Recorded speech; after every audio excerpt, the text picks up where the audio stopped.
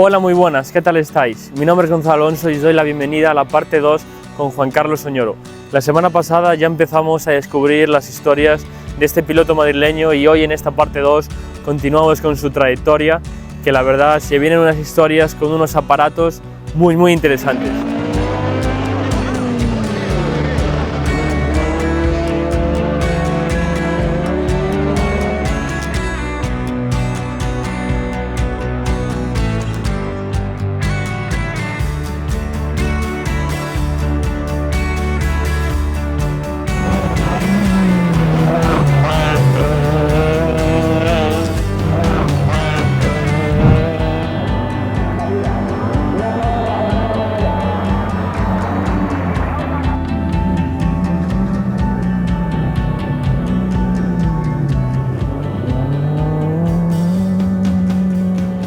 En 1983 volviste a los rallies de la mano de Opel España. Después de las experiencias estas en circuitos, pues estuve también corriendo en circuitos con Macon, con el SEAT Ritmo, y bueno, a raíz de esas experiencias en circuitos, pues me quedé un poco entre dos aguas. Los rallies no tenía ningún coche competitivo para poder ir y bueno, y en un momento dado Juan Petisco me llamó, que ya había sido copiloto mío y que le hicieron jefe de competición de Opel España. Me llamó que si quería participar en esto. Por supuesto, encantado de volver a estar con él y a estar en un equipo oficial, ¿no? Oñoro sí, fui su copiloto y luego fue mi piloto, tanto en Opel como en Lancia.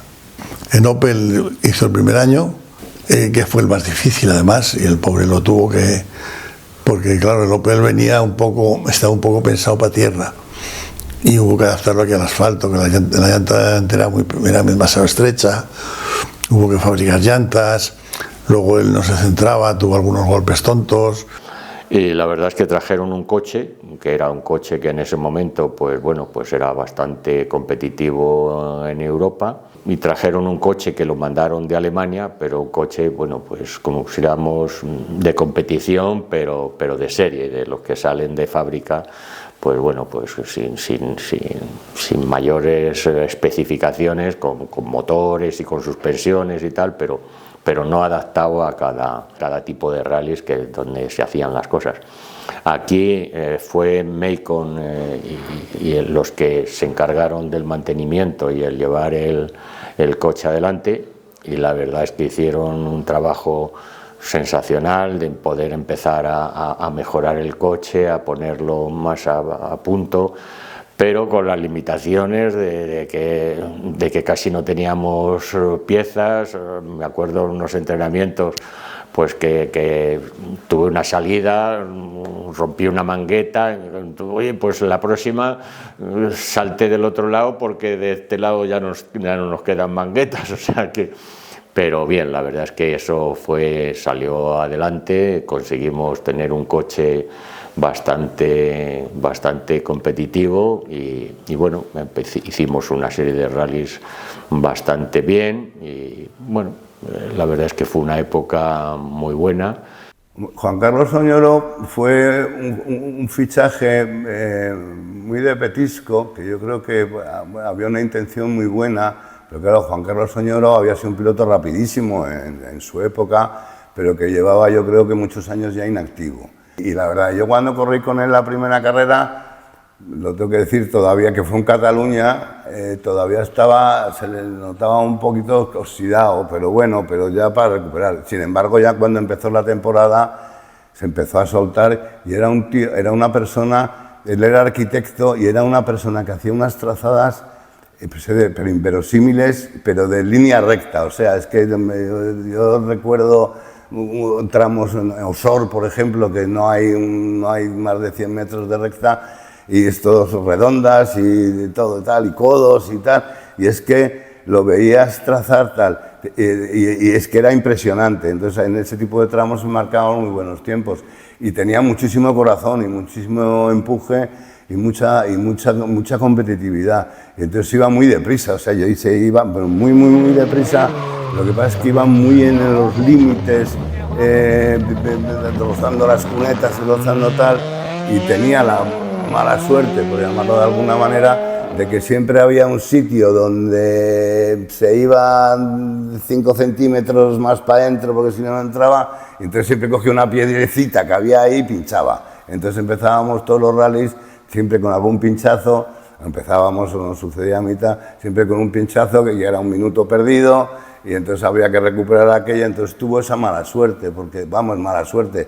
Yo recuerdo haber pinchado también en otro rally, y es verdad que nos encontramos una piedra pues, que se había desprendido del monte en plena trazada, una piedra grande, pero era realmente muy rápido, pero muy rápido porque además lo notabas, ya te entrenábamos con un muleto y todo, pero es que notabas que se tiraba como a muerte, ¿no? Con conciencia, pero se tiraba a muerte, macho, es que notabas tú la rapidez en la que tenías que ir cantando. Y hasta que te acostumbrabas y cogías el ritmo, joder, era tremendo, la sensación de velocidad era tremenda. Y era muy fino, y era una excelente persona además. Y joder, fue la mala suerte aquella, porque él sí que ya se puso en forma cada vez más rápido. Y lo más de destacar eran las trazadas, es que eran increíbles. Es que en un 2S te las hacía rectas, macho, es decir, que en ese sentido muy bien. Segunda carrera del Manta de General Motors, Opel. Juan Carlos Oñoro, ¿qué vais a hacer? Bueno, vamos a salir un poco en la misma tónica que salimos en el debut en San Agustín. Vamos a salir a rodar, a hacernos al coche y a intentar quedar lo mejor posible, pero sin luchar por conseguir un mejor puesto. O sea, vamos a marcarnos un ritmo y a mantenerlo durante el rally. Y bueno, si acabamos, que es sobre todo el objetivo principal, pues espero estar bastante arriba. ¿Será esta táctica durante todo el 83? Sí, va a ser la táctica durante todo el 83 y el año 84 ya pues iremos a ganar. Bueno, la forma de conducir el coche era tracción trasera y bueno, se sujetaba muy bien, tenía muy buena estabilidad. El motor era un motor muy progresivo porque eran motores que no estaban sobrealimentados, en aquella época estaba el R5 Turbo, el Biturbo y todos estos que eran coches como el Maxi Turbo, que eran coches que tenían unas respuestas complicadas porque cuando les entraba el turbo pues tenían que estar como si fuéramos preparados y que no les cogiera con el coche de costado y cosas de estas, y este cambio era un coche pues mucho más sencillo de conducir, era más fácil, pero era un coche que ya pues te exigía una conducción pues de ir deslizando sobre él, de ir apurando mucho las frenadas. Era un coche pues también bastante pesado, con lo cual el tema de las frenadas y de los riesgos de bloquear y de poderte pasar de frenada pues había que mimarlo mucho y cuidarlo mucho. Y bueno, eran coches que además en un momento dado, pues sobre todo el nuestro, tenía unos problemas de que si tocabas, si te salías un poco de la carretera, pues podías pinchar con bastante facilidad. Y yo hubo un año que es que no sé si pinché pues en 7 u 8 tramos, o sea que decías, joder, es que tenías que tener un cuidado de no atajar por ningún sitio y no meter la rueda en ningún sitio, porque es que pinchabas con bastante facilidad. El equipo, pues la verdad es que era sensacional, muy bien atendido, con buenos medios. Y en la época de Opel, pues yo creo que la verdad es que fue bastante positiva y bastante bien. Juan Carlos Oñoro, el piloto oficial de Opel, que junto con Serviá disponía de uno de los coches más fiables del campeonato, y el suyo era preparado en México, con 270 caballos. No siendo el vehículo más potente, sí era otro de los favoritos.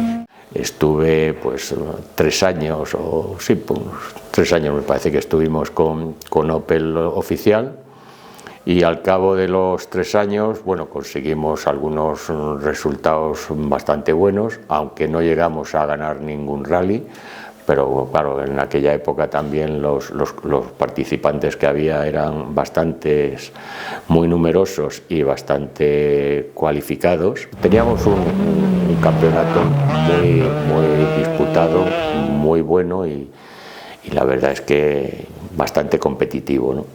Y bueno, después de estos años, al final, el último año, pues tuve 3 salidas consecutivas y la verdad es que bueno, pues llegué a un acuerdo con ellos, decir, mira, oye, coger otro porque llevo 3 o 4, era al final de temporada. Y al final, bueno, pues salí del equipo oficial y me parece que fue el último rally que quedaba, lo corrió Carlos Sainz en sustitución mía en el equipo oficial.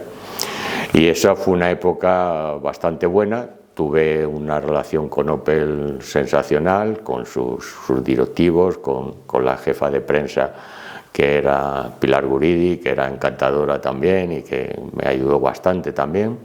En el 84 ya nos comentaste que viviste desde dentro la oportunidad de Opel España que le dio a Carlos Sainz, ¿no? Bueno, no, la verdad es que cuando yo fue el último rally que corrí con ellos fue en Canarias y luego ya llegué a hablar con ellos en Madrid cuando estábamos en Madrid y me dijeron, oye, mira, pues queremos probar ya los 2 rallies que queda, queremos probar para intentar fichar a otro piloto ya para el año que viene y queremos hablar con algunos pilotos. Estuvieron hablando con uno y cada uno, porque ya se le veía a Carlos que iba a ser un fenómeno, dijeron, hombre, pues nos gustaría que fuera Carlos.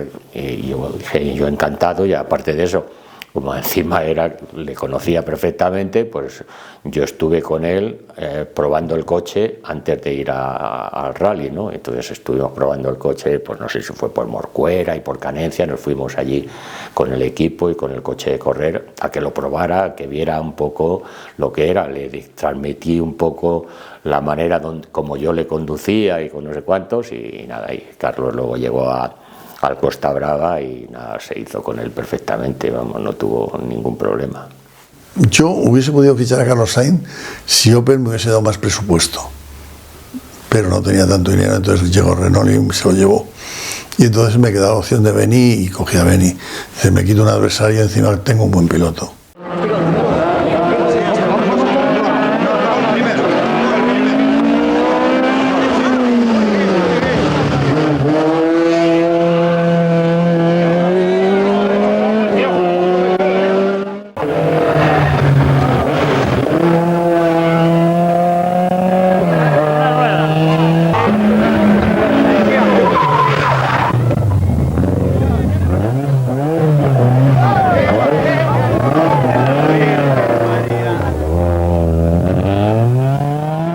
Y probé el Manta y nada, muy bien, muy bien. Tengo ahí una foto con la rueda levantada y tal, en carretera abierta, lo probamos porque no había cierre de carretera. Y bien, un coche que daba la impresión de ser muy pesado, pero daba la impresión también de ser muy robusto. Pero claro, los rallies de España en aquel momento ya, el rally que más tenía 220 kilómetros de tramos, o sea que ya no era competitivo. Bueno, yo el rally lo he preparado bastante bien, como todos los rallies a los que he salido. Tengo, como siempre, muchas ilusiones y muchas ganas de terminarlo y terminarlo bien.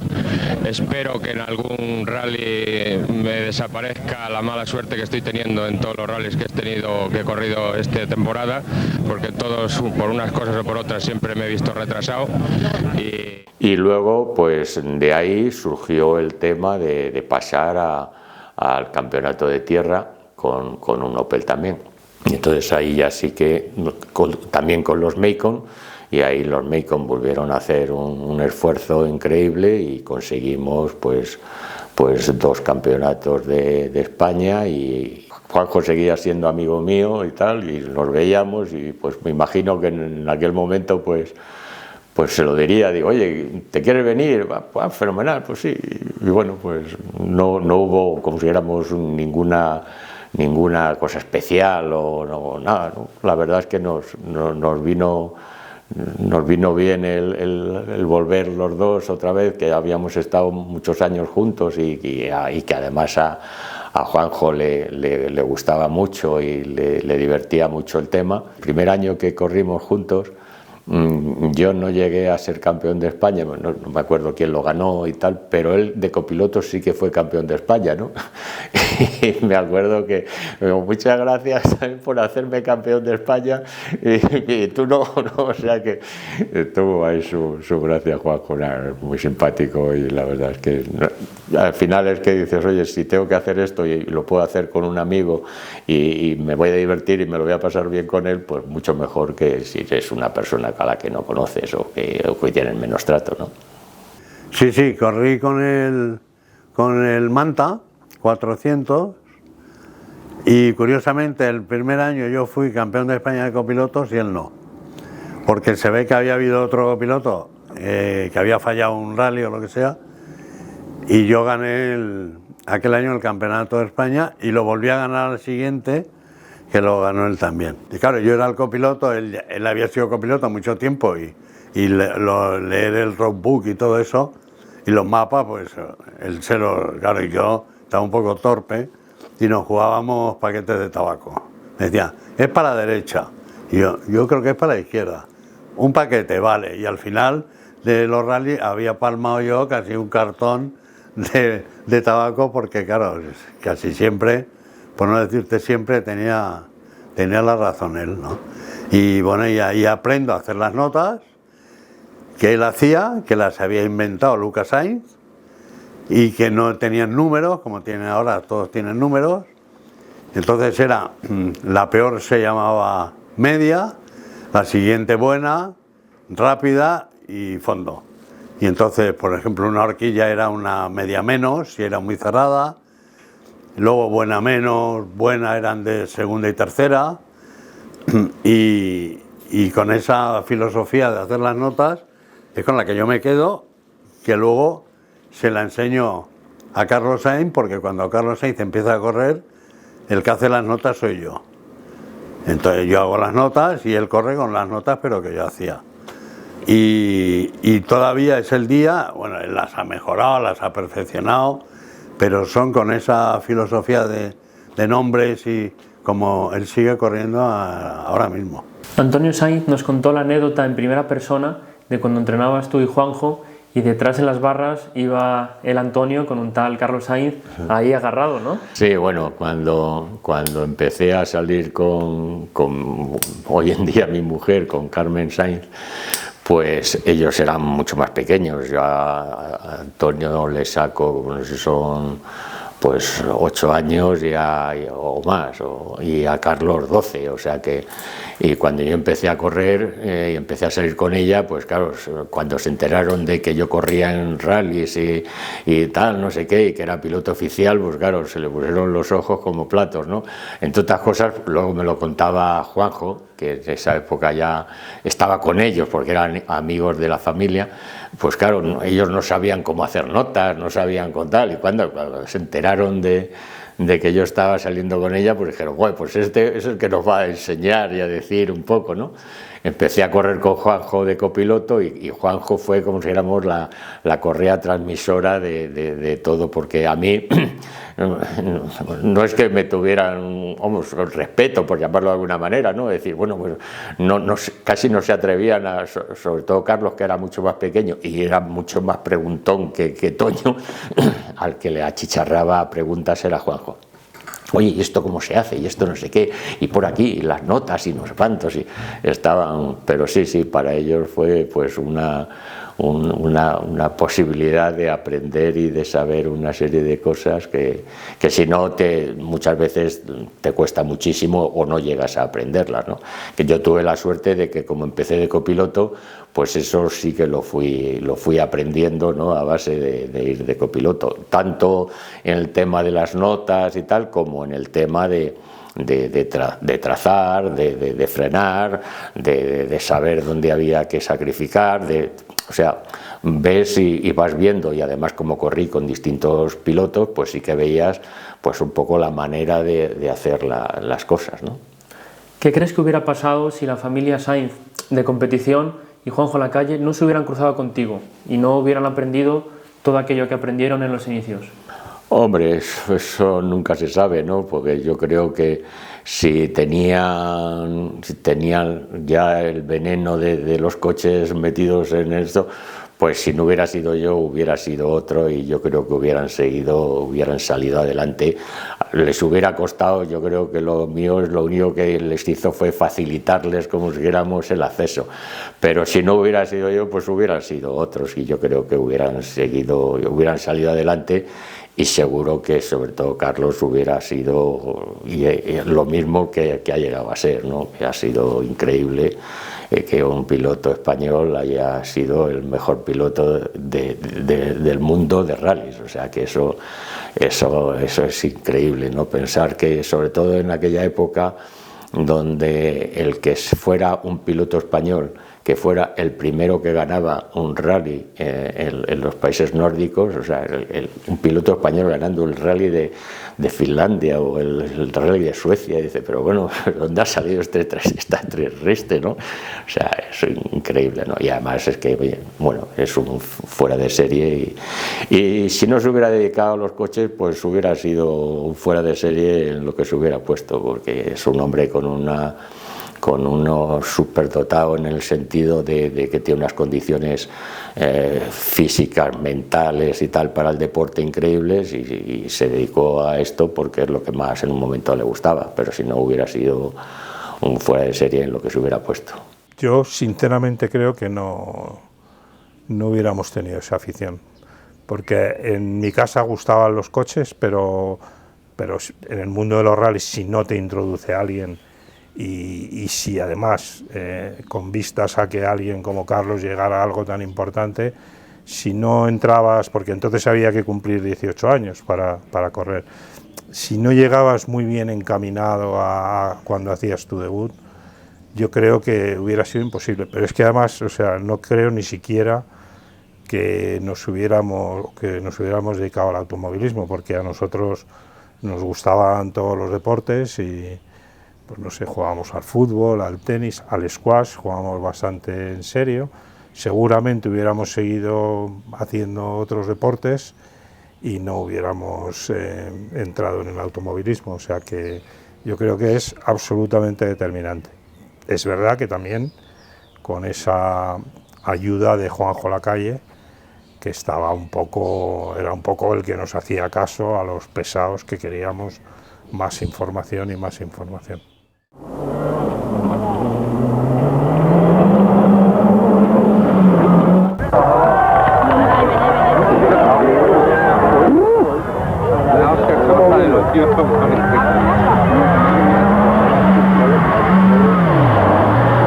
¿Cómo recuerdas la temporada 87 con el Delta S4 y un nivel de coches en el Campeonato de España brutal?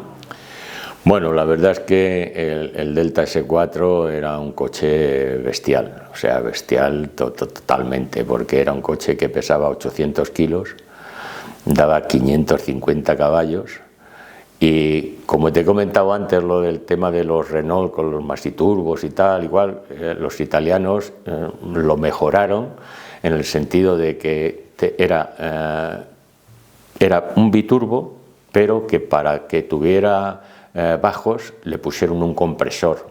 Entonces desde las 1000 vueltas hasta las 4000 funcionaba el compresor, que ya te daba un plus de aceleración y tal, y a partir de esas revoluciones entraba el biturbo, con lo cual ya la patada era increíble. La verdad es que era complicado de conducir porque pesaba muy poco, tal, tenía una estabilidad muy buena, pero claro, soltar 500 caballos en la tierra, pues claro, había veces que es que tenía que arrancar en segunda y aún así patinaba, que es que casi ni salía, ¿no? O sea, tenías que hacerlo maravillas, porque era demasiado potente para lo que era, para lo que fuera todo, porque del campeonato del mundo los prohibieron por eso, porque eran coches demasiado potentes, demasiado ligeros, demasiado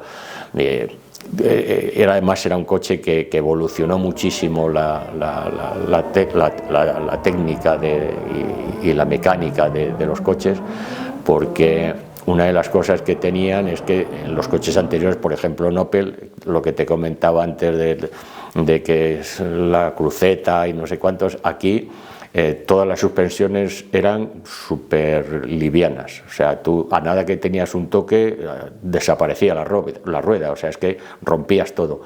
Lo que pensaban y lo que hicieron y que se sigue haciendo ahora, dice, vamos a hacer las piezas flotantes, como dijéramos, las vamos a hacer muy ligeras por si se rompen, que no afecte a lo que es el chasis y los anclajes, con lo cual pues reponer una suspensión era muy sencilla porque eran una serie de tornillos, encajaban perfectamente porque no habían sufrido, pero claro, pues te pasaba que pues en un rally hubo un momento que cogí una piedra, no sé cuántos, y allí se quedó la rueda, o sea, la rueda, el disco y la suspensión. Acabé en 3 ruedas el tramo y luego ya recogieron y me pusieron otra y seguí, o sea, que es que a ese nivel los coches estos eran vamos, increíble la potencia que podían desarrollar, la aceleración que tenían. Vamos, yo me quedé asustado de las prestaciones que hacía con ruedas de asfalto. Se ponía de 0 a 100 en 2,7 segundos, en 2,7 de 0 a 100, pero es que de 0 a 200 se ponía en 7,2, o sea, es que te pegaba el asiento y vamos, es que no te podías ni despegar de la aceleración que tenía, ¿no? Pero en tierra, pues la verdad es que era demasiada potencia y era complicado de conducir. Había mucha gente que decía, no, es que con esto tienes que ganar de sobra, pues no era tan fácil.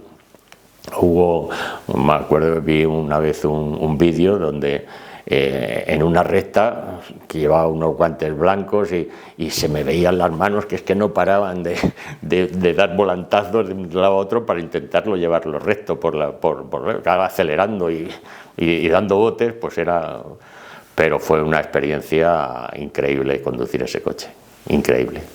Y cuando ya llega el Lancia, hago un poco lo mismo que hice con Carlos. Me ocupo de organizar todo el equipo que era italiano, la Jolly, le organizo todo el equipo y es cuando se sube con él Manolo Ortiz yo.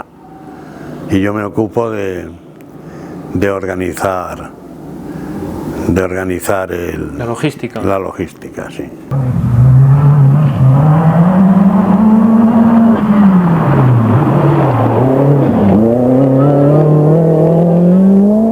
Efectivamente, en el 87 y como programa estrella y demás, Juan Carlos había ganado el campeonato del año anterior, con la aureola de haber ganado el campeonato de España de rally, con Juanjo Lacalle de copiloto, y entonces ficha por el Jolly Club. Y el Jolly Club además es patrocinado por Philip Morris, ¿no? Por Marlboro, con lo cual es un S4 recién nuevo de paca y tal, pintado por Marlboro y todo el rollo. Sinceramente nuestro comienzo en el primer tramo no fue muy bueno, porque para que te hagas una idea arrancamos una rueda. Y encima te puedo decir que el final del tramo era como un camino de tierra paralelo a la carretera donde estaban todas las asistencias. Y entonces me acuerdo que vino Claudio Bortoleto, que era el director del equipo del Jolly del Mundial, no de los campeonatos de España, porque en los campeonatos de España era Juan Petisco, era el director deportivo, pero vino, pues era la primera vez que traían el S4, Juan Carlos y tal. Y me acuerdo que él, ya que nos vio aparecer con 3 ruedas y demás, ya se quedó completamente parado. Es más, yo creo que ahí hubo un par de minutos, no creo que fueran más, de indefinición, de no saber, como diciendo, bueno, pues ya se ha acabado el rally y tal, viene con 3 ruedas. Tardaron un poquito en reaccionar, al final volvieron a montar otra rueda, el triángulo de la suspensión y todo el rollo, y seguimos el rally lo acabamos tercero. Después nos descalificaron porque en ese tiempo de asistencia tardamos 17 minutos y el máximo que podías tardar eran 15 minutos por cada sector. Y entonces, como habíamos tardado 17 minutos, nos quitaron. Pero el coche, ya te digo, lo arreglaron, terminamos el rally por tiempos, con el tiempo que perdimos en el primer tramo, pero recuperamos hasta el tercero, pero nos descalificaron. A partir de ahí, Claudio Bortoleto nunca más vino a un rally de tierra a España, ¿no? Pero bueno, la verdad es que era el mejor coche de largo del campeonato y todo eso, pero de pronto, muy pronto nos dimos cuenta de que iba a ser muy difícil para Juan Carlos pues ganar el campeonato. ¿Por qué? Porque era una bestia parda, una bestia de 600 caballos en secreto, que es lo que la gente tiene que acordarse. Pues ¿qué es lo que pasaba? Que Zanini, con un Visa de 700, 800 kilos de peso y una potencia muchísimo menor y demás, pero muchísimo más manejable, y 4x4 y demás, pues la cuestión es que nos puso el campeonato muy difícil, y aunque lo ganamos, pero vaya, lo ganamos sufriéndolo muchísimo, porque Zanini en muchísimas pruebas era más rápido que nosotros, ¿no? Con Manolo muy bien, la verdad es que Manolo fue un poco también porque Manolo tenía mucha relación con la Jolly Club, que era porque pues, había tenido ya mucha relación con los italianos, y la verdad es que fue una relación fenomenal. Con Manolo siempre me he llevado muy bien, y me llamó igual. Oye, estaba con Opel y los Macon, y fue el que me llamó, oye, ¿quieres correr con el Lancia? Digo, por mí encantado, fenomenal. Patrocinado por Marlboro en aquella época, que en aquella época los patrocinios de los tabacos estaban permitidos, nos lo habían quitado ya, y la verdad es que fue fenomenal. Y él era un poco el que coordinaba con los italianos, porque era un coche que lo traían directamente de Italia, de cada rally, ¿no? Y entonces, bueno, pues era un poco el que coordinaba, y ya, digo, pues sí, pues mejor que la mejor manera de que estés involucrado y de que estés con el equipo es estar dentro, o sea que vente conmigo. Y como ahí tampoco teníamos que entrenar, porque no podías entrenar, no eran secretos y no te dejaban entrenar ni nada, pues la verdad es que estuvo francamente bien la relación, ¿no? Y la verdad es que en aquella época lo del tema de que fueran secretos, pues todavía también era otro aliciente, ¿no? Porque claro, que te soltaran en un sitio diciendo, hala, a ver, claro, tenías que ir fijándote en la orientación de los árboles, el no sé qué, y porque la organización lo único que te avisaba en algún caso concreto, pues que te ponían un cartel o algo así, y decía, aquí hay algo, no te decían el qué, sino hay algo que puede ser peligroso. Normalmente era pues el típico cambio de rasante con una curva a derechas, que claro, si no te avisaran nada, pues claro, saldrías volando, pero uno detrás de otro, con lo cual, claro, pues para no tener allí un cementerio de coches, pues te decían que allí había algo, y era lo que tenías que... Pero ya te digo, lo del tema de los rallies secretos, pues tenía un plus de no sé, de adrenalina. De adrenalina y de susto, y de decir, bueno, ¿y esto cómo será? ¿No? Me imagino un poco que será como lo que tienen ahora Carlos y tal con el tema de las dunas, ¿no? Es decir, bueno, voy a ir, no sé lo que habrá, ¿no? O sea, esa subida de adrenalina o susto, y de, bueno, a ver qué me voy a encontrar. Pero la verdad es que era súper emocionante, ¿no? Es muy emocionante. Cada vez que voy haciendo más kilómetros con el coche, pues cada vez me voy teniendo más el coche por la mano, sé más o menos cómo reacciona, y además puedo ir poniéndole mejor puesta a punto que cuando no le conocía, eso evidentemente, y cada vez pues estaré más hecho al coche y con más posibilidades. El tipo de trazada era llegar a la curva, frenar muy tarde en la curva, apuntar al pico interior de donde fuera la curva, derechas o izquierdas, y a mitad de la curva meter el zapatazo y controlar, digamos, el culo del coche y tal, ¿no? Nos dio para ganar ese año el campeonato, con mucho sufrimiento, como te digo, contra Antonio Zanini y su Visa, pero bueno, ganamos el campeonato, ¿no? Tuvimos un vuelco grande en Ávila, me parece, sí, que fue, ahí volcamos, y también el 0 de la primera carrera, con lo cual, por eso te digo que en las demás carreras normalmente ganábamos, ¿no? Hay Jesús Álvarez, el periodista de Televisión Española de toda la vida y demás, siempre que me ve me suele hacer la broma y demás, porque había un artículo, ganamos en un rally en Granada, ¿no? El rally de Granada. Entonces el titular, para que te hagas una idea, tú que conoces los nombres de los dos, era Oronio, con 2 Ns, y Taillo, vencedores del rally de Granada. Entonces, por eso Jesús Álvarez siempre lo dice, eso es uno de los mayores, y tal. Obviamente pues el periodista se podía haber enterado de que se llamaba Juan Carlos Oñoro y que yo me llamaba Ortiz Tallo y no Taillo, ¿no? Pero bueno, pues ese es el titular, que también lo tengo por algún sitio. Tengo una foto de ese recorte de prensa del diario de Granada, ¿no?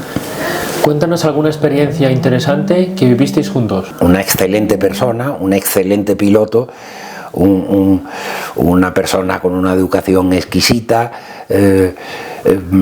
le gustaba disfrutar, es decir, que en ese sentido cuando íbamos a comer, pues íbamos a comer siempre a sitios buenos y demás.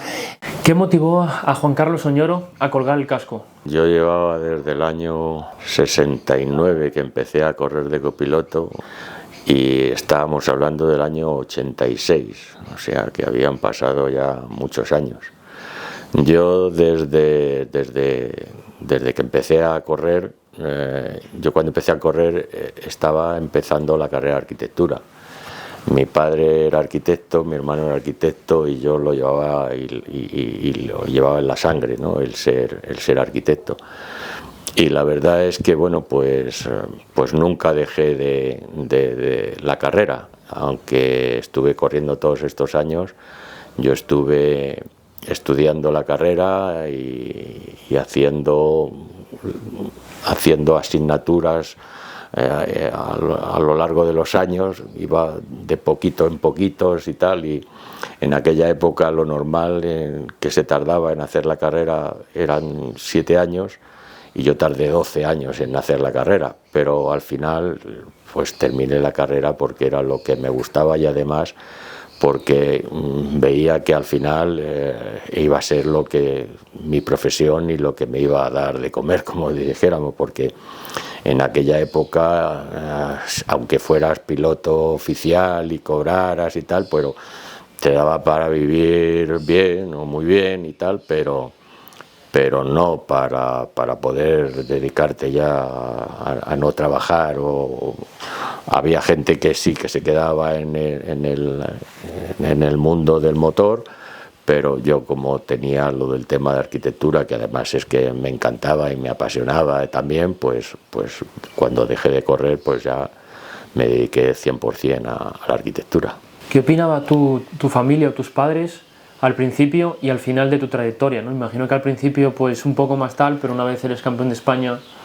Bueno, la verdad es que no se enfadaron mucho cuando se enteraron de que corría, porque además fue una cosa simpática en el ambiente. Mucha gente, aparte del mecánico de la General, que me llamaba Antonio Zanini, cuando empecé a correr con General Motors, que era con Opel, pues el que, como me han conocido muchísima gente, era como el nombre de Charlín, o sea, y eso fue, la anécdota fue que el Rizos, Ricardo Muñoz, fue el que me lo puso. Cuando empezamos, estábamos empezando, empecé la primera licencia que me fui a sacar, pues le dije, oye, dime dónde hay. Digo, oye, pues es que estoy pensando que es que a lo mejor sí ponerme un seudónimo para que mis padres no se enteren. Y me dijo, bueno, pues sí, ponte un seudónimo y tal. Bueno, total, llegué a la federación, digo, oye, que me voy a sacar la licencia y quiero un seudónimo. Charlie, como lo de Carlos, pues Charlie y tal. Y me dijo, no, ese está ya cogido, no lo puedes coger. Dije, bueno, pues nada, póngame mi nombre y ya está. Y me puse Juan Carlos Oñoro y se acabó. Y cuando salí de allí, había quedado con el Rizos y me dice, ¿qué? ¿Te has sacado la licencia? Digo, sí. ¿Te has puesto el seudónimo? Digo, no, porque he dicho Charlie y me han dicho que estaba ya ocupado y dice, hombre, pues haberlo puesto en chino, Changlin. Y escribió, como él escribía en las revistas, escribió me empezó a llamar Changlin, así, con Changlin. Y bueno, pues eso empezó con la coña marinera de poner en lo del Charlin, y al final pues acabó derivando en Charlin, que es como ya me he quedado, hasta en mi casa me llaman Charlin ya, o sea que ya es un tema, pero bueno, asumido, pero nada. Pero muy contento de la época que he pasado y gracias a Dios, pues luego cuando lo dejé completamente y sí que me dediqué 100% a la arquitectura. Lo de dejarlo 100% fue tajante y fue vamos, que no volví a comprar una revista, ni a ir a un rally, ni a ver nada, ni tal. Carlos en algún momento sí que me lo reprochó, decir, oye, yo he ido a verte muchas veces y tú no has venido a verme y tal. Yo, sobre todo al principio, aunque ahora ya parece una tontería, ¿no? Pero yo decía, mira, esto es como a un drogadicto, si lo deja y de pronto le dices, no, vente un poquito, pero solo un poquito y ya. Digo, no, es que si vuelvo y voy a verte y voy a no sé qué, se me va a empezar a poner, me voy a poner otra vez nerviosito con el tema, con lo cual fue la manera de cortar por lo sano y dejar el tema de los coches. Hombre, ahora pues estoy encantado con verles y con seguirles, pero ya cuando se ha pasado ya se ha tranquilizado mucho el tema. Y no he vuelto a subirme en un coche de competición, ni a correr, ni en clásicos, ni en nada de nada. Resulta que los de Marlboro y los de tal quisieron hacer un enjuague y entonces quisieron meter a un piloto uruguayo que era Gustavo Trelles, que luego con él me llevé muy bien, pero yo como periodista defendí que el campeón de España de las últimas 2 carreras tenía que quedarse en el equipo en vez de que fuera el uruguayo, cuyo valor se le suponía, porque él solamente había corrido con un R5. Y entonces, pero claro, el Hugo von Ferler, que era el jefe de Marlboro, y el jefe de Lancia tenía mucho interés de un piloto sudamericano y tal, porque me parecía exótico y tal, ¿no? Bueno, total, que entonces Juan Carlos lo dejó. Y ahí tuve yo un enfrentamiento en autopista precisamente por defender al piloto español, que había sido 2 años, pero eso se lo tomaron muy mal los otros. Y entonces dijeron que me tenían que echar de la revista, y entonces el jefe me dijo, bueno, tú tómate 15 días de vacaciones y vuelves y no digas nada tal. Y no, bueno, volví y no insistieron. Pero vamos, en 15 días estuve, después de, pues fíjate, esto era en el 86, entonces desde el 70 llevaba 16 años en la revista y ese día pues, me echaron, me digo, estás expulsado, pero por 15 días y tal. Cuando éramos jóvenes y íbamos de vacaciones y tal, pues que nos lo pasábamos estupendamente bien. Y ya digo que de aquel grupo que algunos, pues desgraciadamente, fallecieron en accidente, ¿no? Como Luis Cañedo o Jaime Segovia y tal, pues, pero que fue una época estupenda. Con 20 años todo lo que haces te parece estupendo, cuando han pasado 40 años más, ¿no? Durante muchos años nos hemos dejado de ver y además yo me quejaba mucho y quizás no tenía razón, pero no tenía razón yo creo que por las ganas que teníamos de verle y porque era una persona de todo el grupo nuestro y tal. Y Juan Carlos cuando dejó de correr, él es arquitecto, ¿no? Y entonces obviamente su profesión le requería también mucho tiempo. Y entonces, pero fue drástico. Fue, no quiero saber nada más de las carreras, me dedico a mi profesión, a la arquitectura, que de hecho todavía se sigue dedicando a ello y tal, pero a todos nos sorprendía que incluso siendo cuñado de Carlos, pues tampoco estuvo en las carreras de Carlos, no venía a ver las carreras de Carlos Sainz ni nada parecido. Yo creo que fue exacto, él quiso acabar por completo con su época de las carreras y dedicarse a su profesión, que era la arquitectura, que le ha ido estupendamente y ahí sigue. Y bueno, ya te digo que en los últimos años, como ellos viven más bien por la zona de Pozuelo y tal, y yo vivo en el centro de Madrid, pues nos hemos visto mucho menos, y además en la mayoría de las fiestas, pues Juan Carlos no era de muchas fiestas, así que no los hemos visto mucho. Pero hace un mes o un mes y medio, pues mira, quedamos Juanjo Lacalle, Carlos Trabado, Juan Carlos Oñoro y yo, quedamos en comer en Pozuelo, nos fuimos, comimos juntos y demás, y me hizo muchísima ilusión. Por cierto, está perfecto, tiene el pelo de siempre, el cabrón de Charlín y tal, se mantiene esto. Sé que juega mucho al golf, con Carmelo Espeleta, con el Púa, Lucas Sainz, que también fue piloto oficial de Renault en aquella época, igual que Charlín, es decir, bueno, ellos se siguen viendo más a menudo jugando al golf y yo pues de vez en cuando.